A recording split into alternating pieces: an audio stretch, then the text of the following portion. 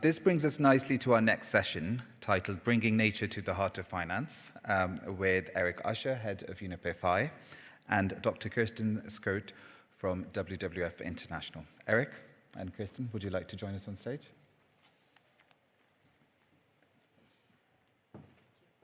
Great. Okay. Thank you, Mustafa and Razan from afar. So we're shifting gears a little bit, and Kirsten, it's great to have you here. Kirsten, you're the Director General of WWF International. You have been for since 2023, and then previously CEO of WWF Netherlands. Place where a lot of leadership on this topic has been coming from for many years. Now, UNEP FI, we have a very close relationship with WWF. You are one of the two civil society partners alongside Christiana Figueres, who we heard from earlier, on the Net Zero Asset Owner Alliance. WWF, you sit on our Principal Responsible Banking Civil Society Advisory Body, the CSAB. And here on nature, where we have some great cooperation. We're going to try to drill down a little bit on some of the issues that have been raised.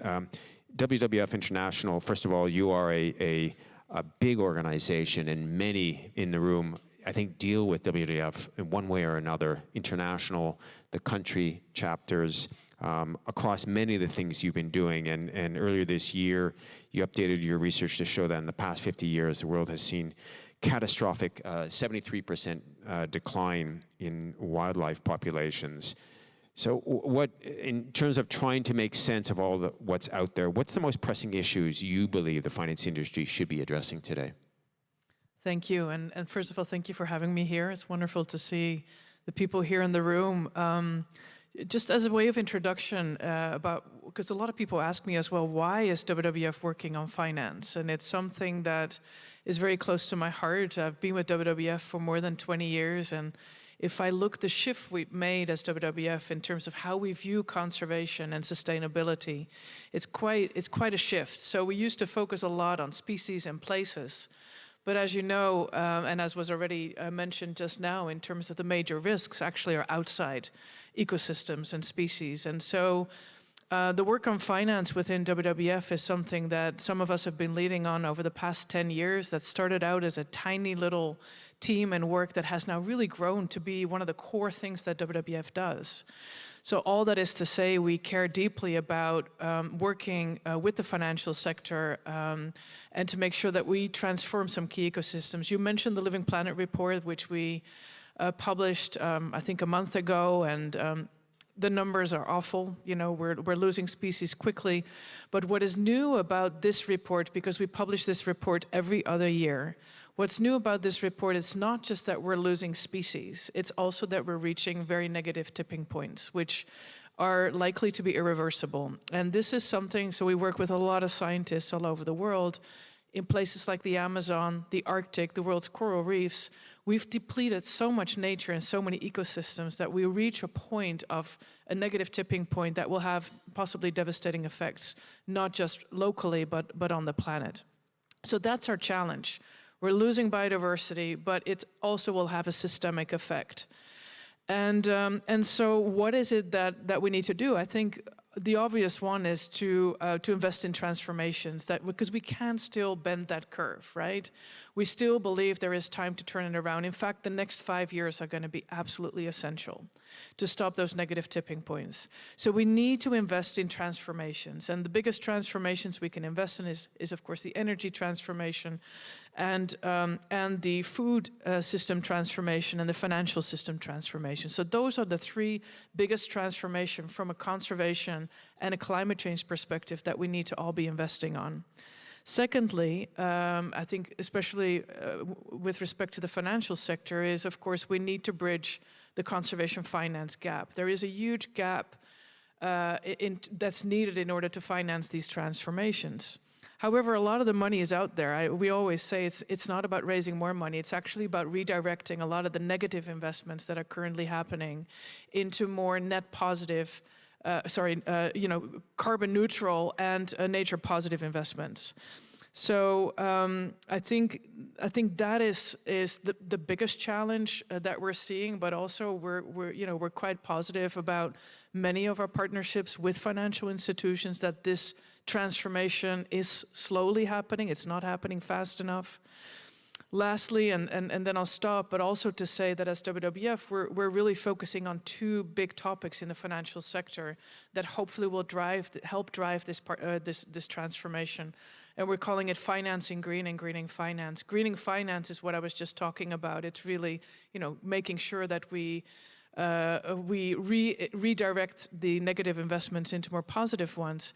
But the second one is very much around us working with you about how can we green the financial sector? What can we do together to make sure that central banks and pension funds and banks and impact investors really take the steps that we all need to take together? Great. So this morning we had Inger Anderson, and she spoke a lot about the science and understanding the science as a tool, as a compass for how we run our business, whether we're a bank or insurer, investor, or other. Now, the latest scientific findings on the state of nature globally, have frankly little room for interpretation. And I think you mentioned some of the aspects of that. So what seems obvious is the path forward distributes the responsibility, in the sense of we need public and private sector working together. So can we talk a little bit about how the Global Biodiversity Framework, the GBF, or the Kunming Montreal GBF, promotes coherent policy responses to nature? Can you explain how embedding nature risks in financing-related policy, for example, you have the SUSREG, Sustainable Regulations tool, an approach. How does that help achieve real progress in terms of narrowing how the policymaker sees this and the role of the private sector? Yeah, thank you.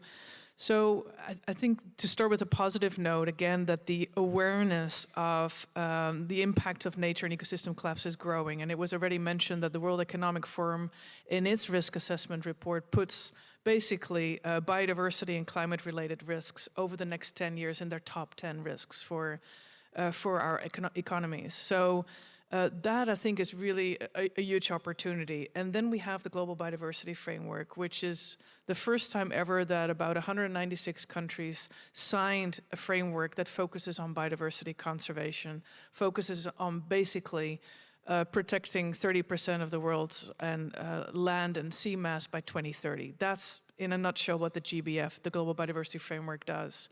But it also clearly identifies the roles of various institutions within that.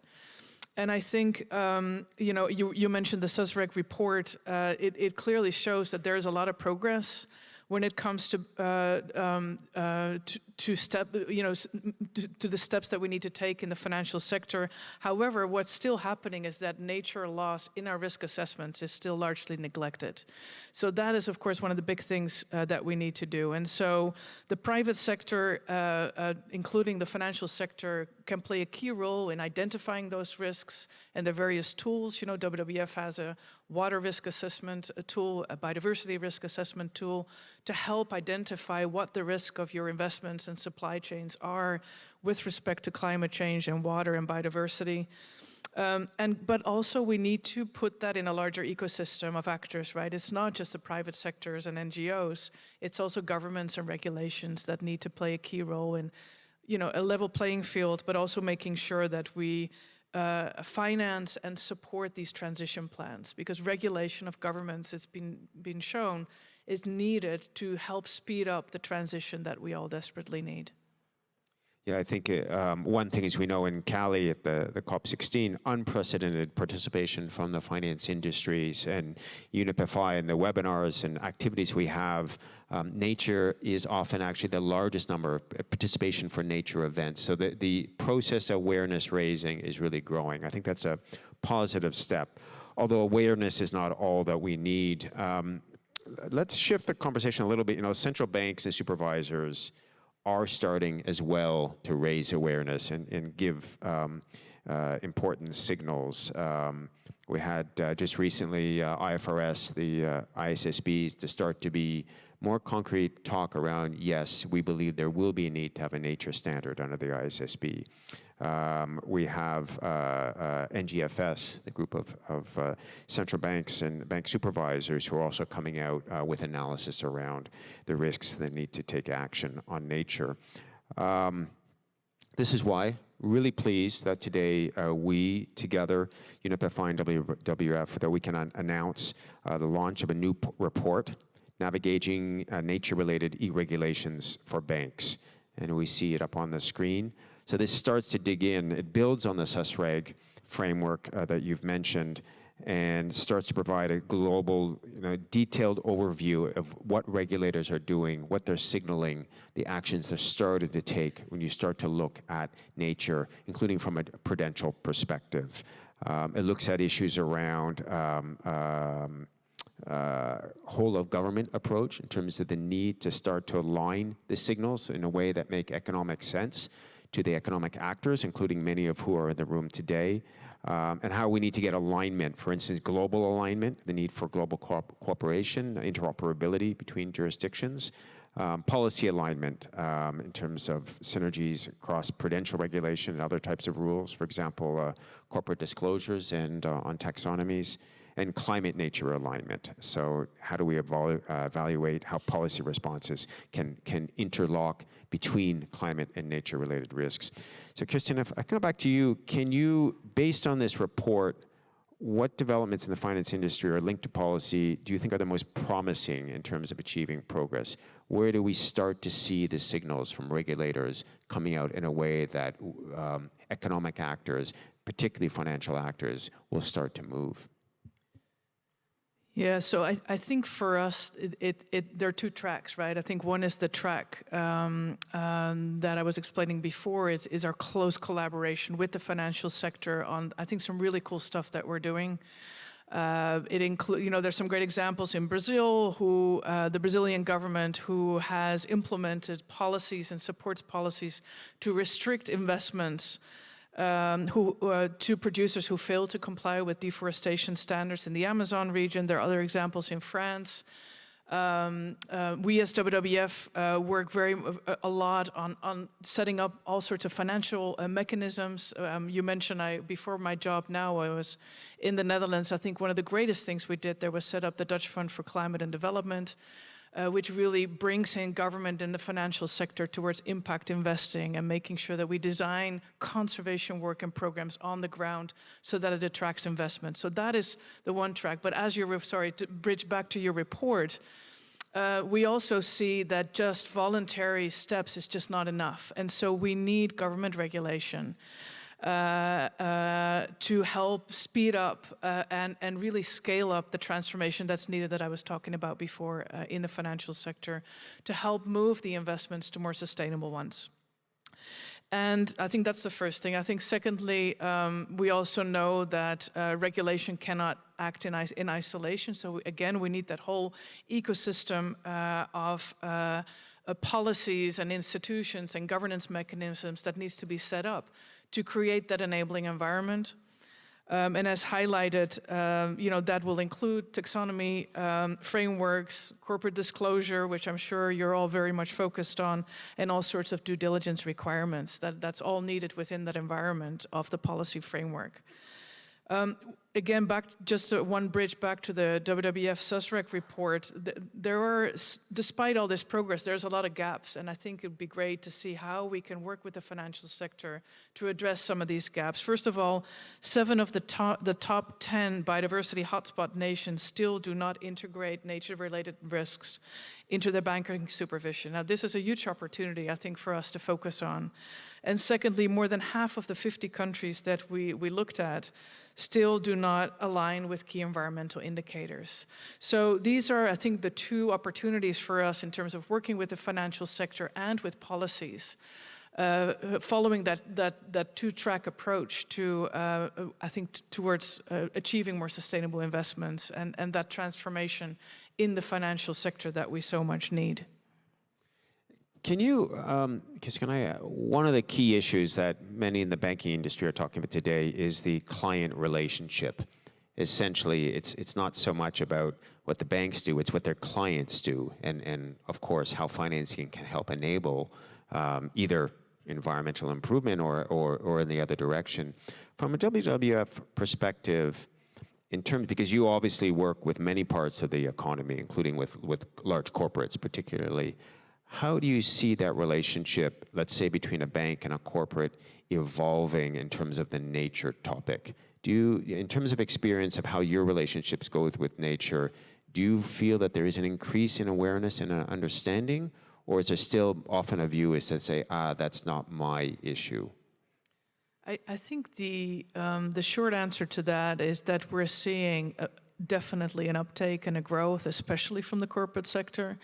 In fact, I would say that in large parts of the world where we work, it's the corporate sector that is leading on sustainability a lot more than other parts of society, which is great. We're also seeing that the corporate sector is asking, okay, what can we do? So, and again, this is not everywhere. There are definitely exceptions, but the general, my general assessment is there's a lot of interest, there's a lot of action, but especially when it comes to nature and conservation, they're asking, what can we do? I think nature lags about 10 years behind climate change, we often say, right? So we find our collaboration with big corporates, including the financial sector, on climate change and CO2 emissions. You know, science-based targets is something we work closely with the corporate sector, is getting increasing attention, and there's a lot of action on that. It's the biodiversity component that is still very much lagging behind, also because it's so complex to measure. Right? How do you actually measure the impact of your investments or in your supply chains on biodiversity is a key topic that we're focusing on. So a lot of interest. I think the other thing that we're seeing with respect to corporate engagement and biodiversity is the growth is very much in Asia, and I'm sure that will not be a surprise. So there is a huge interest increasingly in Asia Pacific of big corporates, including the financial sector, wanting to work with us to see how we can address sustainability in their supply chains. Right, and I think one of the dynamics we see playing out in Asia, elsewhere as well, but certainly in Asia, is the signaling from regulators, the private sector essentially aligning and realizing it's not about one going first. It's essentially we have to build the signals that give us the rationale to say, this is where the future is going. So I think as a global investor or a bank or others, obviously looking around and seeing the trend around the world is very important and not getting caught up in our own individual market. What about, we talk a lot about the net zero transition on the climate side, and there's a question of nature positive. Understanding nature from a risk perspective is certainly the first step, being transparent, disclosing. We have the TNFD framework. We might have an ISSB standard over time. The idea of nature positive, from a WWF perspective, do you see that starting to take shape? Yeah, so nature positive is something that was launched many, many years ago as a term. I think for me, what's interesting about nature positive is really about bending that curve. So again, we talked about the Living Planet Report. The Living Planet Report basically shows biodiversity declining and declining. And we've analyzed, okay, that's a very depressing scenario. How can you bend that curve? And that really is nature positive. How can you bring nature back? How can everything that we do focus on bringing, restoring nature? And there are various, again, transformations that need to take place. By far, the biggest transformation that needs to take place when it comes to nature positive is transforming our food system. The way we consume, produce, and waste our food is the biggest driver of biodiversity loss. And so when it comes to nature positive in the financial sector, I think there's it needs to focus on action. It needs to, again, focus on making sure that all the money that we're now investing in harmful subsidies, harmful investments in our food system needs to be transformed into more positive, nature positive investments. And so it's very concrete, and it's a term that is still being worked on. A lot of people are discussing as we speak what exactly the definition is and how do you measure it, again, back to the measurability. But the fact remains, and it's actually very concrete and actionable, especially from the financial sector. It's really looking at your investments and how do we ensure that we shift them to more nature positive ones. Great. Bending the curve. And UNEP FI, we're very pleased to be contributing to these conversations and getting the first movers to really help frame up what we're talking about here and how we can turn risks into opportunities and into real economic value for our customers, for our shareholders, and for the planet we survive on. With that, Kirsten Schuijt, a big thank you for joining today and for the long-term partnership with UNEP FI. Thank you very much. Thank you so much.